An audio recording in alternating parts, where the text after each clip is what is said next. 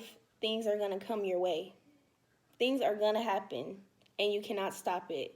The way you can overcome those things is by staying strong and having faith, having that strength, whether that's spiritually or just having that faith in yourself to know that this is a hard time, but I'm going to get past it. This is just a moment. I know sometime in life, trauma and things like that tend to take longer to get over. Depression, things like that, that takes longer. You know, some of those things are lifelong battles for some people, right? And trauma is a real thing, and a lot of us experience trauma. If you are in your 30s or your 40s, I'm sure you have experienced something in your life, and I'm sure it has been very difficult. And for me, from my personal experience, I would just say take it one day at a time. Um, those type of issues take a while to heal. And inner strength, that gets you through the day every day. I think you have to take it one day at a time. I think you have to be patient with yourself and understand that healing is different for everyone.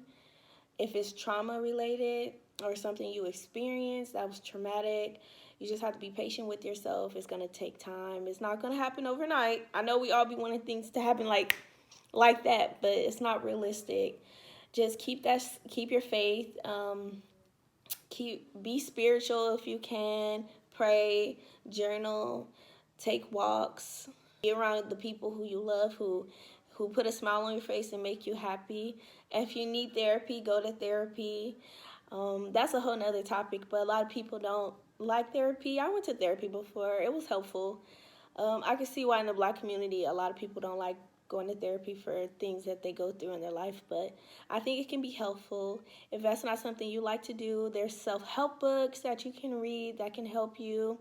Yoga, working out, those are some things you can do to kind of help, get your mind off of your problems and more into like positive mindset. The same way you would love on your friend if she was going through a hard situation, love on yourself the same way. I know it's easier said than done, but try.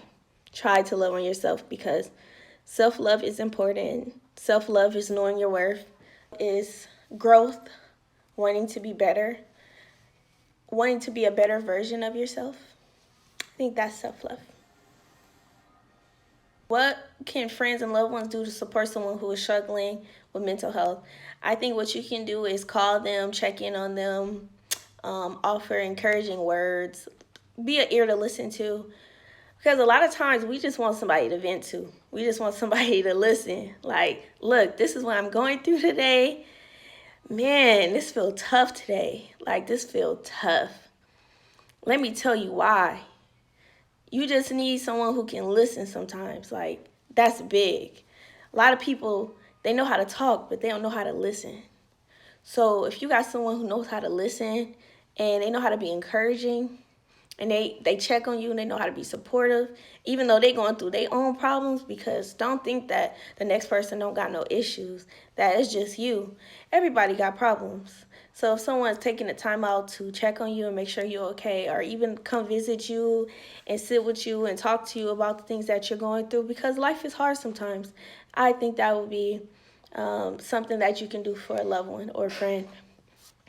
What's the best way to deal with conflict in a relationship? Whew, y'all, this is a tough one. I always struggle with this in my life, but I'm older now, I'm wiser. I'm still learning. I think the best way you can deal with conflict in a relationship is to breathe, breathe. This will pass. This feeling is uncomfortable. You're upset, you're emotional, right? You're angry. You have all these emotions. Breathe, relax, take it in, communicate about it, express it. Sometimes it's not always the right time, so maybe you can come back to it another time. If it's bothering you, I would say express how you feel. That's healthy to express yourself, but it is also how you do it. You need to be respectful in the way that you say things. You also, if you're feeling upset or angry, you probably shouldn't address it in that moment. probably address it the next day, or when you kind of calm down and you're more rational. Yeah, I would say that's what you should do.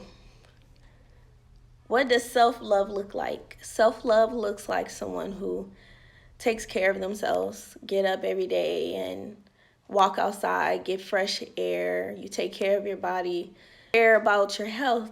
Self-love is realizing that you're not going to tolerate certain things and knowing that whatever it is that you feel in this moment will pass.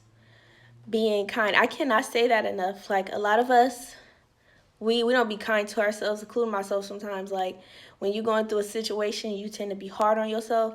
But in those situations, that's when you really need to love on yourself. Time to move on from a friendship when it's one-sided. I think it's time to move on from a friendship when it's one-sided. When you get that intuition, when you get that feeling, it's a feeling you get in your stomach when you're just like, this is just not for me no more. This friendship is not working for me. She makes me feel uncomfortable, or she makes me feel she's like an energy vampire. She takes all my energy away. Like, whenever you feel like that, or you feel like the boundaries are not there, or the love is not there anymore, she don't respect you, she don't care about how she makes you feel, she don't care about how people treat you, I think that's a sign just to like end that friendship. She has no respect for you. She don't care about you. She don't care about how you feel. You don't need to be friends with a woman if she don't care about how you feel. And we talking about women being friends. If she don't care about how things make you feel, or she don't care to fix the problems that are arising, just let it go. It's one-sided. Mental health means to me. Mental health means being stable, person mentally, being happy, being fulfilled with yourself, loving yourself, being kind to yourself. This is something that we all struggle with, but I think mental health is just taking the time that you need for yourself, and just knowing that it's not going to always be perfect every day. You're not going to be happy every day. You might wake up some days and be like, I'm just not feeling it.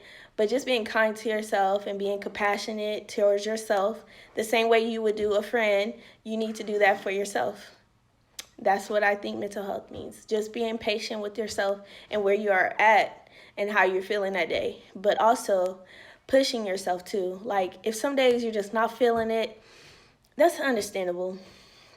But some days you do need to push yourself, like to go to work, to go to the gym, to get outdoors, to get some sunshine, like get out, like push yourself through those episodes if you ever have those.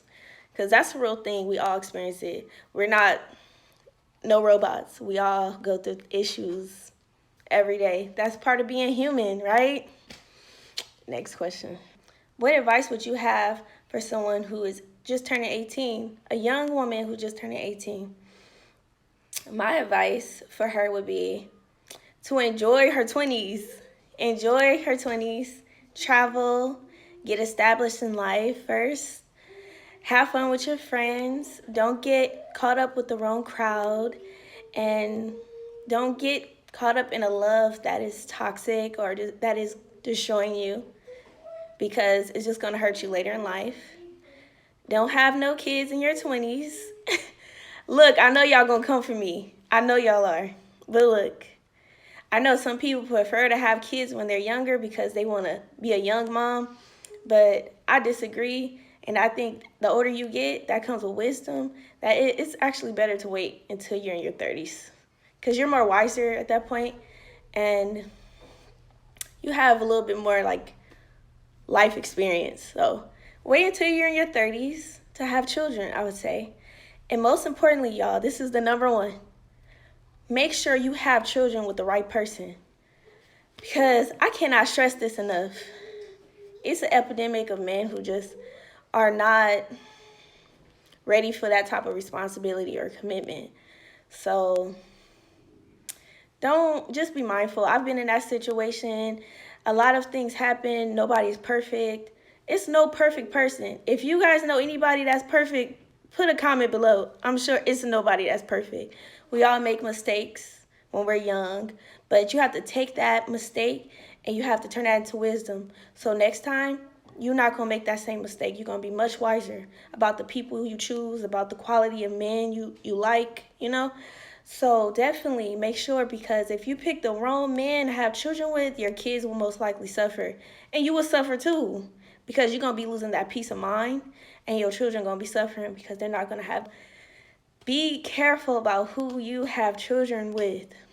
Wait to have them in your 30s. Get established in life first.